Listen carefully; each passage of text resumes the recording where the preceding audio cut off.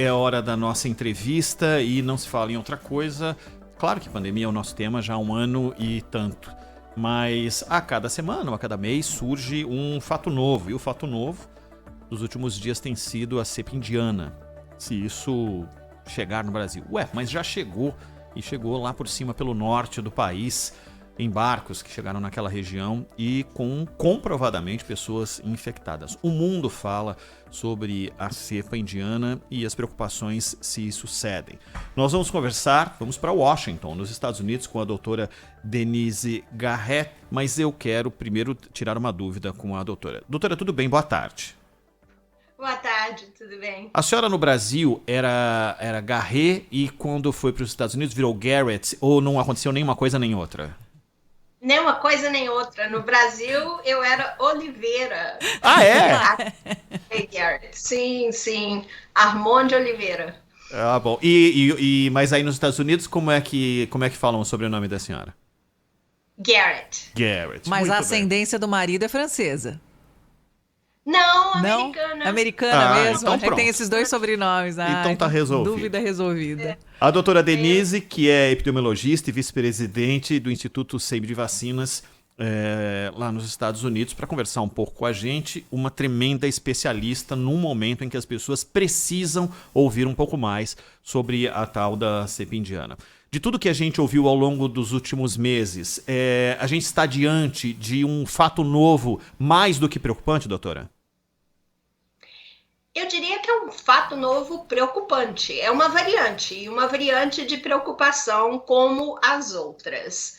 A diferença com essa é que ela, como a gente tem visto, tem causado uma grande devastação na Índia, né? Situação muito ruim na Índia e nos países vizinhos, já chegou no Nepal e está dando o mesmo número de aumento de casos.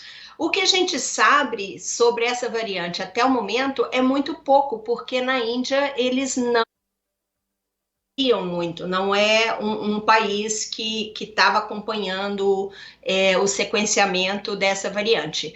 Mas a gente sabe que na Índia a transmissão é muito alta, a gente sabe que lá a gravidade da doença nos jovens está maior. Se isso é relacionado ou não à variante, isso a gente não sabe. Mas o pouco que a gente sabe dessa variante é que ela já está em 49 países e que existe indicação, sim, que é uma variante de maior transmissibilidade, que transmite numa velocidade ainda maior do que a variante do Reino Unido.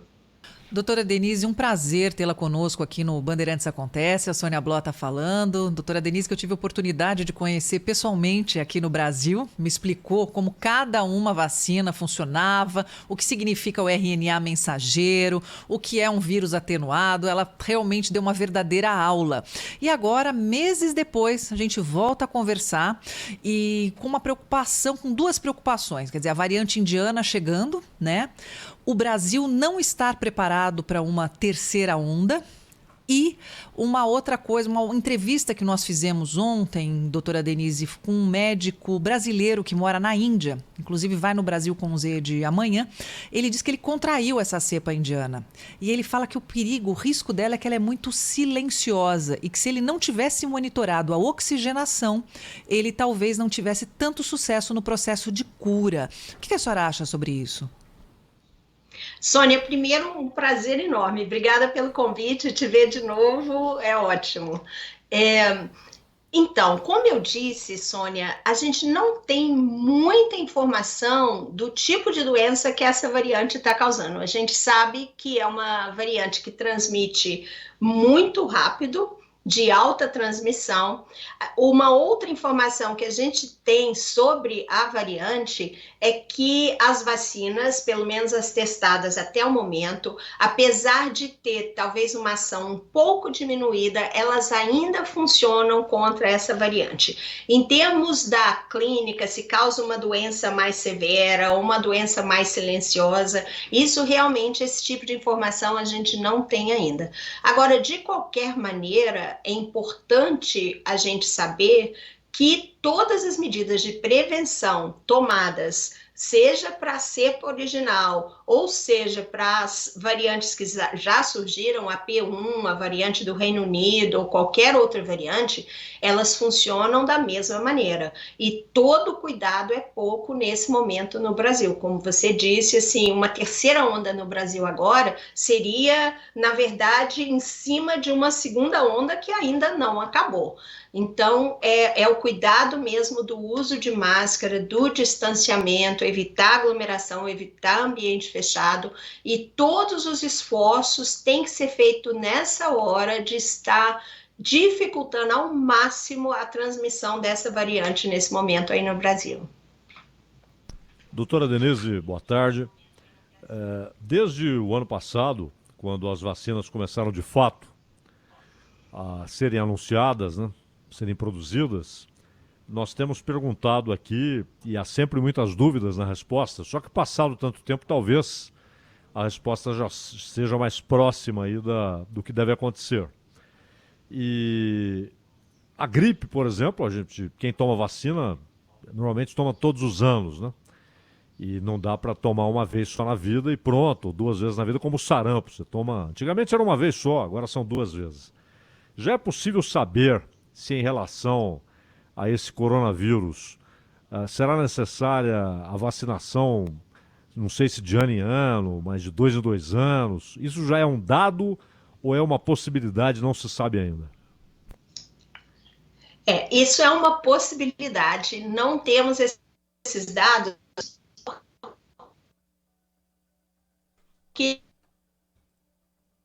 a gente está sendo resultante da vacina. A gente sabe, olhando para as pessoas que participaram dos ensaios clínicos, que essa imunidade está se mantendo, pelo menos nos meses desde o ensaio clínico. Mas a gente não sabe ainda a duração dessa imunidade.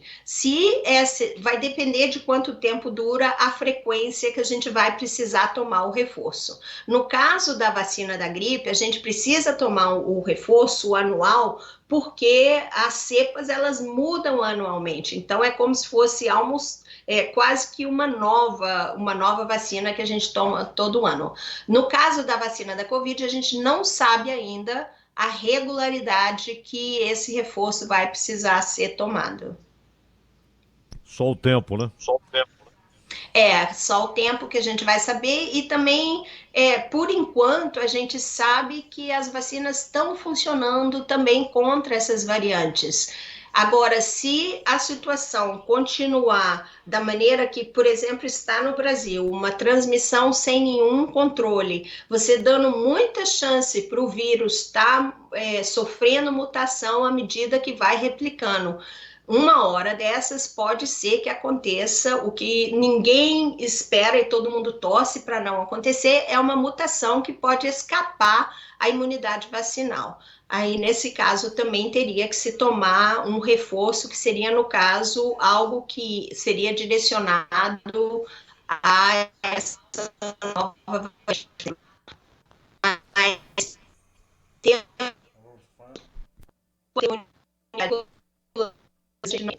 A gente está com uma instabilidade aí na conexão com a doutora Denise. Vamos ver se ela tá nos ouvindo. Está nos ouvindo, doutora?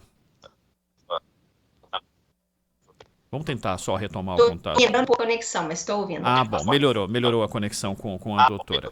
Diga, Sônia, vamos lá. Então vamos, doutora, saiu um boletim da Fiocruz que voltou a subir o número de casos graves de síndrome respiratória em diversos estados aqui do Brasil. A gente sabe que necessariamente não significa Covid-19, mas dentro de uma pandemia e dentro do quadro em que o Brasil se encontra, isso é um alerta que as autoridades sanitárias precisam ficar de olho? Com certeza, Sônia, porque realmente é uma doença respiratória, então quando você vê um aumento, né, isso é definitivamente um alerta. O que a gente precisa estar pensando é o seguinte: no Brasil, praticamente nesse momento, não existe nenhuma medida, nenhuma estratégia de controle seja a nível nacional. A gente sabe que alguns lugares estão tentando fazer atividades locais de controle, E quando se vê uma situação dessa, que a gente já está com uma alta taxa de transmissão, um alto número de casos, se essa variante indiana se instala no Brasil agora, realmente vai ser uma situação catastrófica de você pensar nessa possibilidade. Então, a hora é agora, não é depois correr atrás do prejuízo, não. Não é esperar aumentar hospitalização ou esperar que leito de UTI diminua. Tem que estar havendo um controle agora em termos da transmissão e tentar abaixar essa transmissão para poder evitar essa possível terceira onda. E uma outra medida também seria, lógico, acelerar a vacinação. O que está difícil porque não se comprou vacinas suficientes. Mas uma das maneiras aqui nos Estados Unidos que nós conseguimos barrar a onda da variante que chegou do Reino Unido aqui foi através da vacinação. Então, essa seria uma outra medida a ser feita, vacinar o maior número de possível de pessoas o mais rapidamente possível. Doutora Denise, as pessoas estão perplexas aí porque as coisas não são lineares, né? Como em outras situações, em que você tinha ali o crescimento, o ápice, o declínio e o fim. Quando parece haver um declínio, há o recrudescimento. Por exemplo, amanhã a Argentina fecha tudo, a não ser comércio essencial. E uma situação que os argentinos... O senhor está me ouvindo? Quebrou quando você estava falando que as coisas não são lineares e que tem um recrudescimento. Eu não ouvi o resto.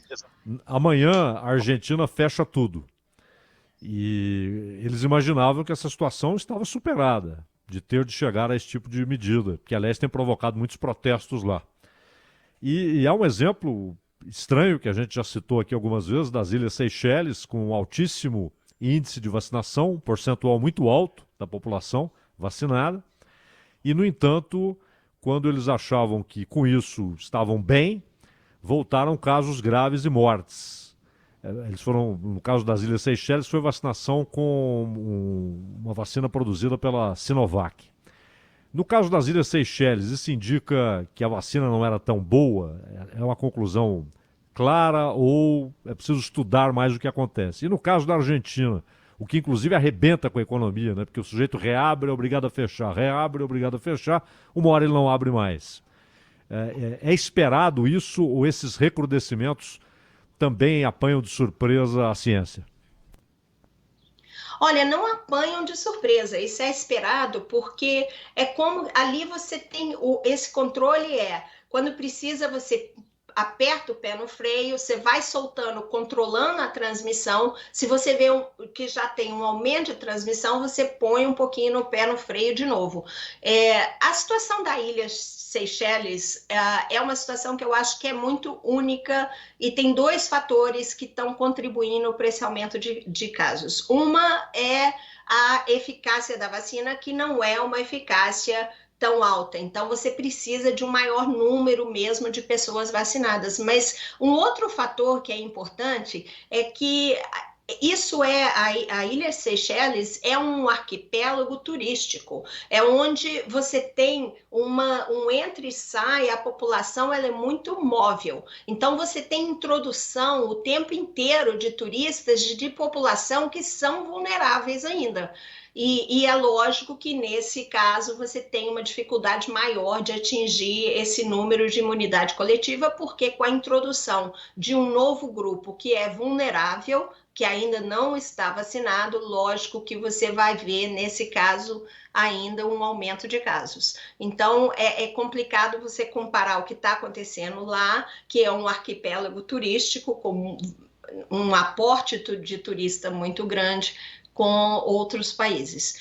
No caso da Argentina fechar de novo, e você tem toda a razão, quando você diz que isso acaba com a economia. Esse abre e fecha não é o ideal, mesmo porque quando a gente olha para isso no Brasil, está sendo feito de maneira errada. Primeiro que está fechando muito tarde. Os indicadores que estão usando no Brasil, por exemplo, para fechar, são indicadores de hospitalização, indicadores de leito de UTI, que já são indicadores secundários, é muito tarde. Você tem que estar monitorando taxa de transmissão e a sua decisão de fechar ou não, ela não pode esperar até que o hospital está cheio. Porque aí, nesse caso, a gente já sabe que taxa de óbitos entre hospitalizados e UTI já é muito grande. Está se fechando errado e está se abrindo cedo demais também. Para você abrir, você tem que haver uma redução comprovada da transmissão por pelo menos 2 semanas. Então, quando você vê essa redução na transmissão da comunidade, você reabre novamente. A outra coisa é que estão abrindo e fechando os lugares errados, né? Eles abrem igreja, abre bar, abre boliche, abre academia e fecha parque.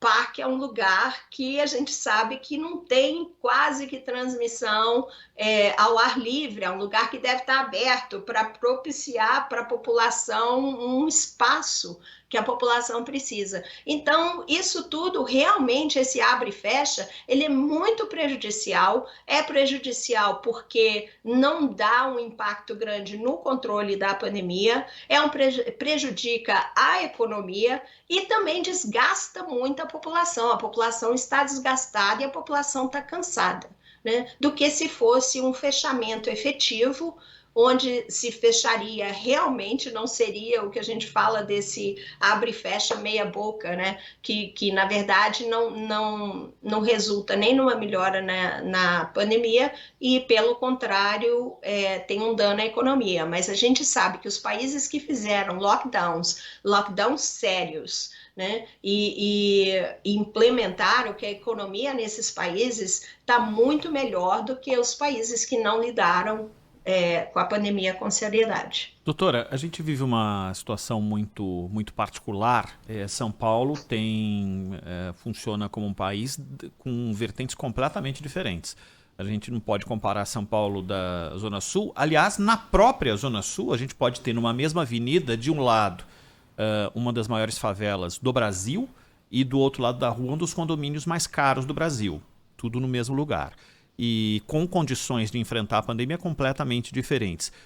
Qual é o limiar de tomar decisões corretas e não fazer exatamente o errado, tanto abrir como para fechar? Onde está o erro nisso? É na falta de intercâmbio com quem tem feito a aplicação correta desses princípios em outros lugares?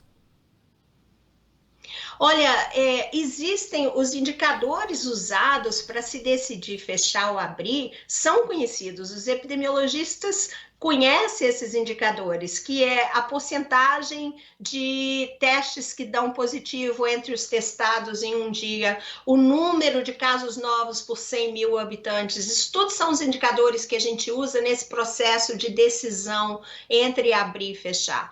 O que eu acho que tem havido em São Paulo, principalmente, é um abrir e fechar um pouco indiscriminado, no sentido que, como eu disse, demora muito para fechar, abre muito cedo, existe uma pressão econômica ou dos empresários, onde se abre... Das eleições, doutora, tem também muito aspecto ligado à corrida eleitoral, porque no ano que vem tem pleito aqui no Brasil. Então, sempre se leva em consideração, às vezes, não só números de internações, mas números também de índices de aprovação e de rejeição, né, de futuros candidatos. Só complementando a pergunta do Ronald, doutor, aqui o brasileiro já está com medo de duas coisas, né? De datas comemorativas e de eleições, porque são justamente nesses pilares que aconteceu toda a alta da Covid-19 por aqui. O que é uma infelicidade, né? A politização desse controle da pandemia, que aí no Brasil isso é muito óbvio, que aconteceu e continua acontecendo, e não um lidar com a pandemia totalmente do lado da ciência, né? Do que a ciência está falando. Então, é uma situação que não vejo muita esperança nesse momento, a menos que haja uma mudança na liderança em termos de se tomar as medidas apropriadas. Denise Garrett, a doutora epidemiologista e vice-presidente do Instituto Sabin de Vacinas, ela fala de Washington conosco aqui no Bandeirantes Acontece da Rádio Bandeirantes. Doutora Denise, muitíssimo obrigado pela atenção com a Rádio Bandeirantes. Até uma próxima. Prazer enorme estar aqui com vocês. Muito obrigada pelo convite. Obrigada, doutora.